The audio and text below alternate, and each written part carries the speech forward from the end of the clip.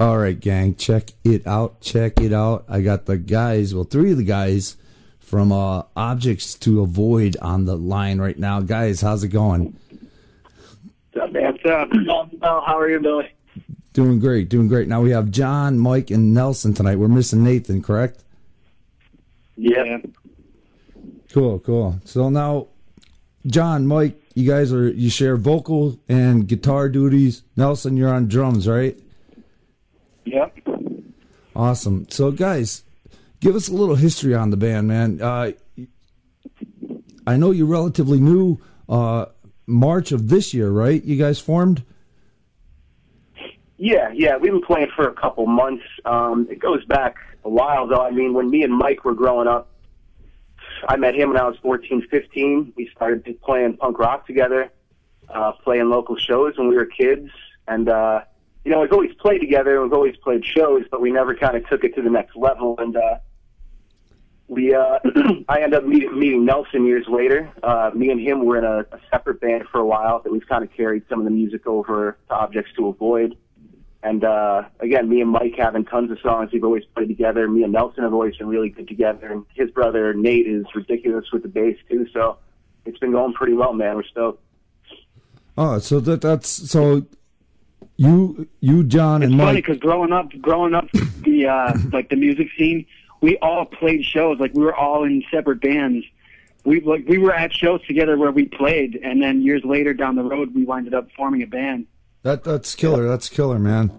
And I'm guessing the band must be really tight because John and Mike, you guys played together for a long time, and Nelson, you and Nathan are brothers. So I would imagine I seen you guys live. You guys are really tight, but I would imagine between the brothership and the friendship, man, you know things must really click for you guys. Yeah, we got a nice core group of guys that we do click very well together. I'm very thankful for that. Awesome. So, how did you guys decide on the name Objects to Avoid? All right, I came up with the name. I had a blow-up mattress in my living room. Like I just blew it up one day, and my kids were jumping around on it. And on the side of the mattress, it says Objects to Avoid. That's the first three letters of the warning. Like, you can't put it by this, don't put it by that. So that's how I came up with it. Hey, man, whatever works, right? It's a killer, though. It's a killer name, man. So, guys, the songwriting, is it a one-person effort? Would you say it's a group effort? How do you guys go about writing your songs? It's literally everybody, man. Again, me and Mike going back, we've had songs that we've, played together for years. With Nelson as well, me and him always clicked well. And Nate, we had mentioned before, Nate sings too. So everybody has a little bit of a different style. And I think when we actually get, some of the material we're putting out, you'll see it kind of varies. We'll play something a little heavier. We'll play some punk rock. We'll play some slower songs, kind of whatever sounds good, Cool. And we could usually decide, like, if we're going to be like, all right, we're going to practice today, we'll practice the set, or we're going to be like, all right, guys, we're going to write today. So we have the luxury of doing that. Like, we're going to write or we're going to jam. So.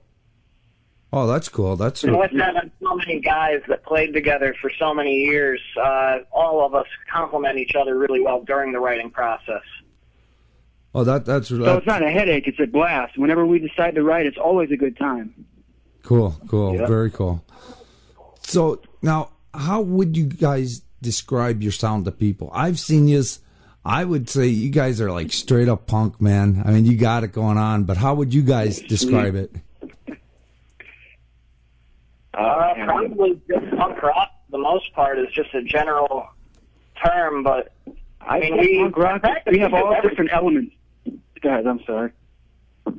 In practice, we do a little bit of everything, especially when we're warming up. So that kind of gives us an opportunity to explore what different sounds we want to play with that week and kind of build upon. It's like punk rock with all, like, other little elements added in there. Because we could have a punk rock song, and then it could be real chill, or then it could get heavy as, like, a death metal song, Sweet. So, basically, punk with an OTA twist to it.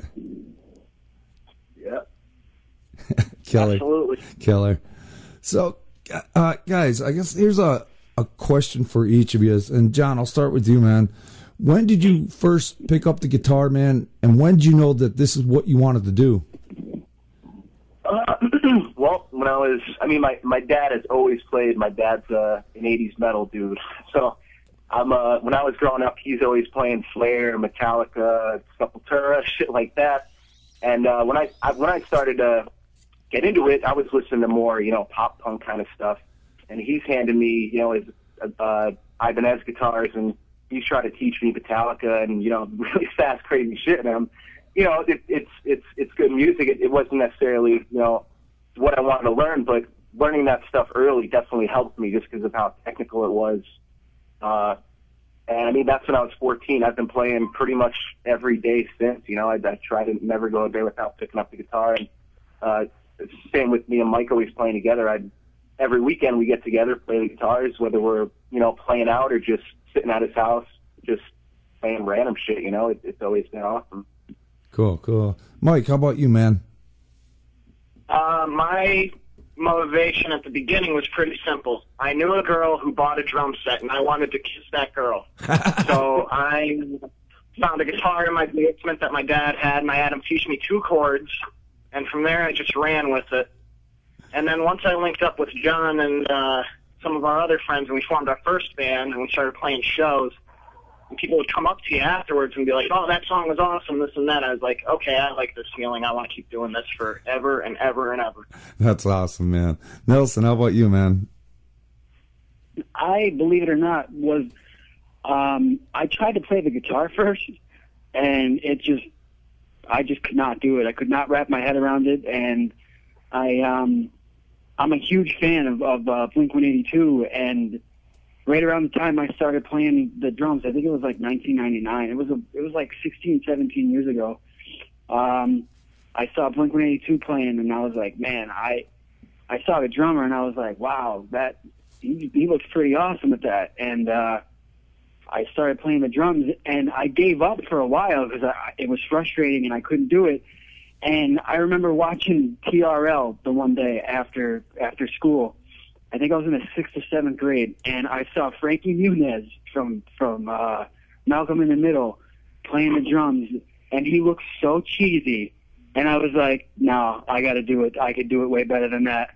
And then from that day on, I've been on a tear. So, cool. Fast forward 15 years later, I can keep a beat.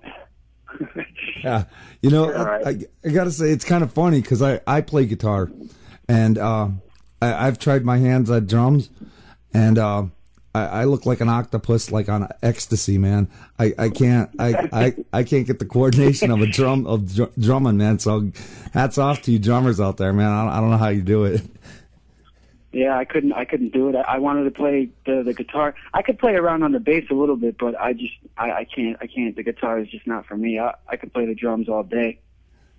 That's killer. Guys, so who would you guys say are your personal musical influences? John? Going back again, growing up, same as Nelson's, hearing like Blink-182, Newfound Glory, kind of the pop punk stuff, and getting, I don't know if you guys all remember the first Tony Hawk games for PlayStation. You had Suicide Machines, you had Millencolin, you had Goldfinger, these little, heavier punk rock bands, and starting to listen to them, and it just from there, again, the Tony Hawk games, for some reason, introduced me to a lot of this, harder punk rock, and then getting into the Punkaramas, No Effects, Against All Authority, Bastard bands, heavier bands, kind of took me away from pop punk, and I love fast punk rock. Cool. How about you, Mike? I have wide-ranging influences. Music was always huge in my house, so since I was little, I've been listening to the Beatles, and my dad loves blues, so it was B.B. King and guys like Joe Bonamassa. And then when I got to be about 13, I found the band The Descendants and The Clash, and they're probably my top 2 bands of all time, and they just massively influenced me, especially to write the type of music that we write. Killer. Nelson, how about you, man? Yeah, like I said before, Travis Barker is a huge influence on. Like, I kind of took that style, like I not would say copy, because I listen to a lot of stuff now. You know, Blink's not really a band anymore, and I don't really listen to pop punk that much anymore. But Travis Barker definitely. And then, you know, like growing up, I remember listening to, you know, Guns N' Roses and stuff. So I've always had like, and Dave Grohl, dude. Dave Grohl is the man with the stuff he did in Nirvana, and then to go on and, you know, he does stuff with Nine Inch Nails and Queens of the Stone Age, and I really do like Dave Grohl a lot as well. Cool. So now I gotta say, when I seen you guys at Neog, man, and you're up on stage, and I looked over at you, Nelson, and I immediately thought Travis Barker. That right there, man. Yeah, that's so I'll cool. never get away from that, dude. Oh, well, dude. You. I mean, you even resemble him. You know what I mean? You got it, man. That's so cool. It's funny, dude. Thank you, guys. First song I want to play tonight. OMS. What can you tell us about the tune? That's Nathan's baby. Nathan pretty much wrote that entire thing, beginning to end, and we worked it out in maybe 2 weeks, and came together really nicely, really quickly. Yeah, when we were first starting to play out, we had my buddy Roberto, who was in an old band playing bass for us, and Nate came over and he was learning the songs, and he had a bunch of stuff he had written, so we were asking him, you know, what do you have? And I think that was the first song he taught us, and we think it turned out pretty awesome. So OMS, does it stand for anything? I honestly don't know, man. Yeah, no idea. I don't know I don't even know if that's what he named the song, to be honest with you. Well, that's what it ended up being. So. That's the name of it now, then. Sweet. Check it out, listeners. Objects to Avoid, OMS. We'll be right back.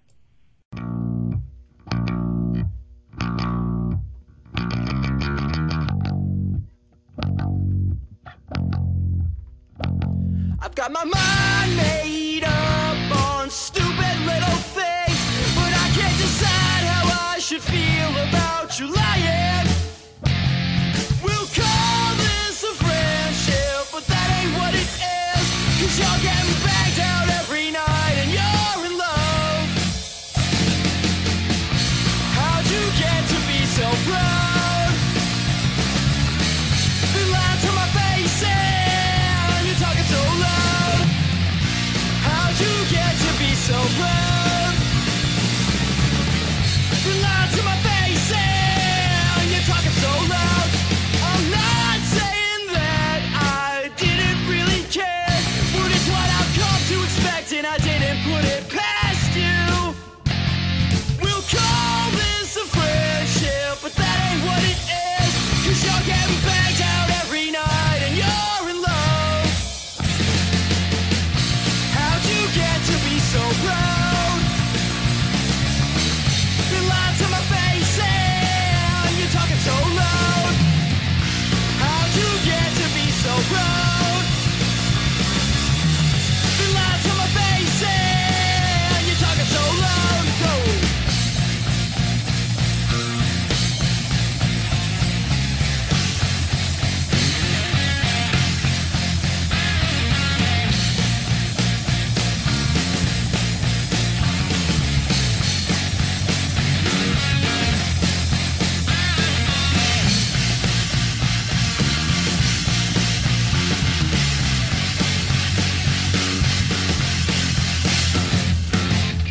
How'd you get to be so proud? You lied to my face and you're talking so loud. How'd you get to be so proud? You lied to my face and you're talking so loud. All right, gang, we're back with the guys from Objects to Avoid. Guys, how's it going? What's Very that? well. Pretty good, man. Cool, guys. So, guys, when you're not writing, rehearsing, playing out, doing band stuff, what do you guys do for a day off? What do you guys enjoy doing, John? Right now I don't really have too much free time, to be honest, man. I'm working 50 hours a week. Pretty much after I have my first child on the way actually in December, so that would explain the 50 hours a week too, right? yeah, and moving this weekend as well, so it's been pretty hectic. Honestly, again, to just relax. Usually on the weekends, just me and Mike hanging out and having a beer. You know, it's pretty much kind of through with going to the bars all the time and that kind of thing. Just kind of relaxing and having a beer is what I want to do anymore. Cool, man, cool. Mike, how about you, man? For me, it's pretty simple. Go to work, 40 hours, come home, chill out, watch the X-Files on Netflix. Simple. Sweet. Nelson? I have 3 little girls, so I'm pretty occupied all the time. Wow, man! Wow. So if I'm not chasing them around, I have my little practice pad set up. So there's always a drum beat going on in my head. So I feel like I'm constantly there's constantly something going on drum wise in my brain. Cool. Well, I'm right there with you guys, man. I work 50, 60 hours a week. I got 4 kids, so I'm right in that boat with you, man. So. I know. You got to do it, though. You do what you got to do, right? Yeah. Guys, so you've only been together a short while, but do you guys have a most memorable moment so far as a band, John? I think just finally, again, me always playing with Mike, me playing with Nelson, you guys, us finally all getting together, actually putting some music together and playing our first show, It again, being so busy, and all the work that does go into it in the little free time we have, it does pay off when we go and we play somewhere. And then after the show, people come up, that was awesome. It makes it worth it. A compliment definitely makes you feel pretty good. Cool. How about you, Mike? Probably at our last show, there was a cool moment where I was standing outside having a cigarette after we played, and somebody was out there humming one of the lyrics and kind of mumbling, singing the lyrics of one of my songs, and I was like, well, that is pretty goddamn awesome. That's really cool. Nelson, how about you, man? Well, about a month of us playing, I think, when we decided we were going to start playing gigs, we put in for a shot at playing for Fuzzfest, and the radio station actually picked us. So I think that was pretty sweet. Oh, and the song they picked was a song from like 5 years ago that me and John recorded. Oh, no shit. That's really cool, man. It can't be that bad. No, that's really cool. Wow, man. Wow. So, guys, let's take it the other way. Do you have any Spinal Tap moments you want to share with us, or least memorable, or, man, I wish that didn't happen moments? Mike? I mean, it's awesome, getting together and playing. I love all these guys. But we definitely can get on each other's nerves, too, we bust a lot of balls all the time. Sometimes we want to kill each other, but I don't think ever to the point where we're going to stop playing music. I think every band goes through that kind of stuff. Cool. John, how about you, man? Anything? That was me. Oh, I'm sorry. Mike. This is Mike. I think probably the other one, and it's a funny one. I'm sure Nelson would agree with this. Couple, maybe 2 months ago. Yeah. Before July. Yeah, it might have been a little earlier. John was walking into a show we were going to play 5 minutes before we were supposed to go on, and he's carrying his amp and trips on the curb and breaks his hand 5 minutes before we're supposed to take the stage. Oh, shit. I think that was probably the hardest moment we've had to endure so far. Oh, yeah, my God. That sucked. I broke my metacarpal in my left hand, which sucks my fretting hand, and we had to cancel the show. I went to the hospital, but I was out of it for about 6 weeks. I took the cast off. I've been playing, and it still feels a little odd, but I could still play everything. Which, God, if it was worse and I couldn't play the guitar, I'd go insane. Wow, Nelson, how about you, man? Well, I didn't really I didn't hear what you said. Was it like an embarrassing moment? Or Yeah, an embarrassing moment or a Spinal Tap moment, man. Oh yeah, sometimes like I drop my sticks here and there, but I mean, I'm pretty, or if one of us like messes up misses something on a song, it rarely happens. I think we were playing a show on the 4th of July, and when the song kicks in, we're all supposed to start, even the lyrics, and we all started on cue, but the lyrics didn't start, and it kind of threw us off for maybe a good minute. But then we picked it up. We picked it up, and it was the first or second song, so we made the rest of the show. It was better. Cool. We made up for that mistake. So, and fortunately, there's been no exploding drummers for your sake, right? Yeah. Guys, now. Are you currently working on a CD? Right now, kind of an EP. I think we're gonna do 4 songs. The first 2 we sent to you, OMS, and what did you expect? Yeah, and we're doing it kind of in a basement, doing multi-tracking, and it's coming out pretty solid. So we're gonna put that out hopefully the next month or so, and then hopefully, early 2016, we're saving up for some better recording equipment, and then early 2016, hopefully putting out a whole album, and hopefully then we can come back and talk to you again, man. That'd be awesome. Yeah, oh hell yeah, definitely. So now, in this day and age with the internet and all the social media, man, you almost don't need that major label record deal, because a lot of bands like yourselves do it yourselves. What do you think, guys? Would you agree? Like, you almost don't need that deal to do it nowadays. Again, I don't think so. With recording now, I mean, again, we don't have the most expensive equipment, but if you know what you're doing, we can get a pretty solid recording for low cost. I mean, and again, as far as making it big, obviously that would be the end goal, but at this stage in our lives, I mean, I'm happy we're just together, actually getting out and playing shows. Cool. That's real cool. That's what it's all about, man. Hell yeah. So again, now going back to a label, are you searching for a label, or is that just not something in the cards yet?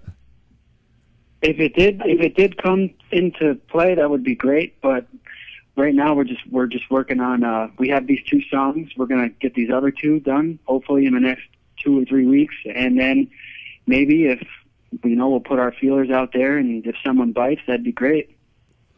And again, on top of, if we get, say, an album out early 2016, then I feel like with, a decent amount of material and something to put out, then we could start looking at, instead of a show here and there, putting together a little tour. That would be awesome. And we have the material. We have the material. We could play with all of our originals. We probably have a good hour and a half of just originals, no covers. Yeah. Wow, that's that for a couple months. That's cool, man. Because like an average set is like 45 minutes, hour maybe, sometimes less, half hour. So I mean, you guys got it, man. You got it. Thanks. So, guys, what would you say is the ultimate goal for Objects to Avoid, John? Again, I mean, growing up playing punk rock, the thing you want to do is just, I wish I could do that and that alone, just touring, playing music. If that was my job, I feel like I would have made it, But again, sometimes that's a little far-fetched to think you're going to make it. Again, end goal, that would be amazing. But for us, we put out an album, we're out playing shows. I think, that's us making it for me. Cool. How about you, Mike? Complete and utter world domination. Well, I'm also with John. If we could just, get to a point where we could not go to death shops all day and just play music, even if I'm broke on top of everything else, that'd be fine by me. Cool. Nelson, how about you, man? Yeah, I love playing with these guys. I couldn't imagine, playing music with anybody else. And I would love I would love to get signed. You know, I've been playing the drums for 17 years now. I've been in, I can't tell you how many bands. So, you know, maybe a little indie label would be nice to support us, back us, you know, but I have no complaints because if I'm signed or not, I'm still going to be playing drums, you know? Killer. Yeah, and you guys got such a killer attitude, guys. That's awesome. It really is. Thank you. So, Thanks.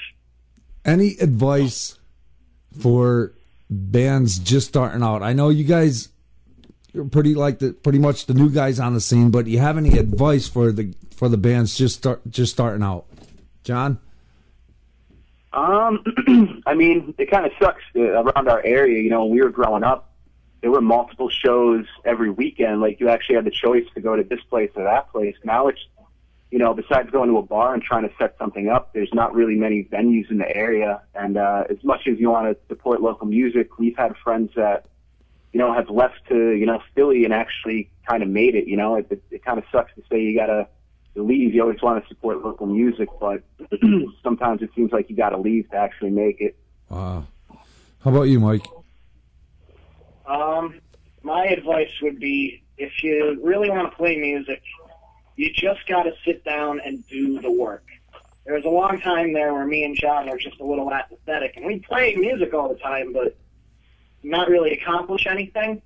And I think this last fall, when we decided to try and get with Nelson and May, we sat down and we just decided, all right, it's time to do the work.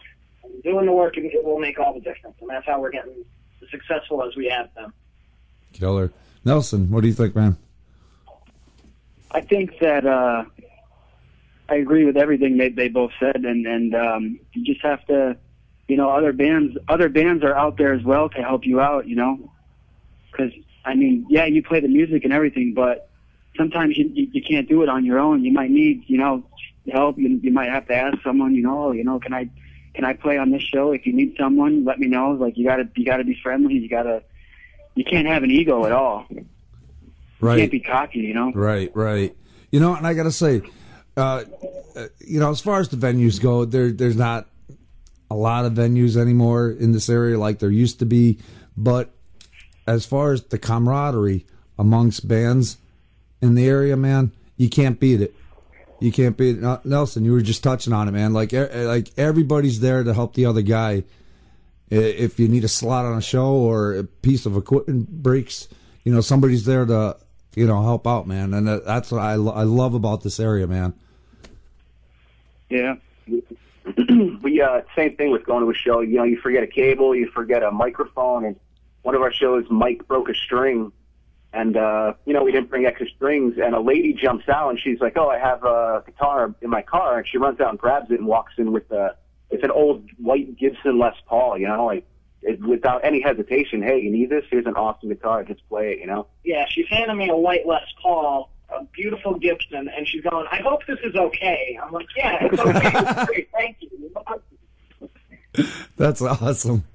But yeah, I mean, that's it, man. That's. I love this area, man. I love that, you know, camaraderie, man. That brotherhood amongst bands, man. It's great, guys. Yeah, and since we've started, everybody's been really accommodating, helpful, and supportive. It's been awesome to play music around here with all the great bands like Earthmouth, Blue Coal, E57, all the guys we played with. Awesome. Guys, where can the listeners find Objects to Avoid? Right now, you can find us at facebook.com/objects to avoid. There will be some links to our SoundCloud page with the new songs up probably tonight or early tomorrow. And you can check out our new stuff there. You can find, you know, dates when we're playing. We're playing tomorrow night at the Keys in downtown Scranton with E57 and Years of Madness. You can get all your information there. We're kind of working to fill out some extra website stuff, but we'll get there. Cool. So no, And the Reverb Nation as well. We're going to be having a Reverb Nation up shortly. Oh, killer, man, killer. Upcoming shows. You just mentioned one. Do you have any more going on? We kind of have the one because we've been, you know, the little bit of time we have, we try to put away for recording. So we got these 2 songs done. We're going to have 2 more. I feel like after we get those done, we'll fill out a couple more shows. And then again, still playing a little bit, but trying to get something out for 2016. You know, a pretty solidly recorded full album. And again, check the Facebook, and for as we're going along, everything will be up there. Cool.